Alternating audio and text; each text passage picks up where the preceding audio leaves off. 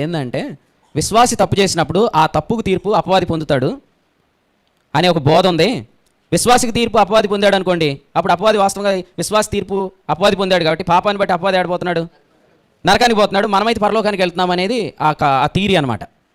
ఒకవేళ ఆ లెక్కలో మనం చేసే పాపానికి అపవాది తీర్పు పొందితే మనం చేసిన పాపానికి ప్రాయశ్చిత్తం జరిగినట్ట జరగనట్ట? నేను చేసిన తప్పుకు నేను కొట్టేశాను అనుకో, అలా చూస్తున్నానంటే ఉదాహరణ చెప్పినప్పుడు ఉదాహరణ వైపు కూడా చూసేయకూడదు, అది మెయిన్లో ఉండాలా. రైట్, వినండి. ఇప్పుడు సుమంత్ను కొట్టేశాను అనుకోండి, నేను చేసిన తప్పును బట్టి అప్పుడు ప్రాయశ్చిత్తం ఎవరు చేశారు? సుమంత్ చేశాడు. చెప్పండి, ఇప్పుడు విశ్వాస పాపానికి ప్రాయశ్చిత్తం ఎవరు చేశారు?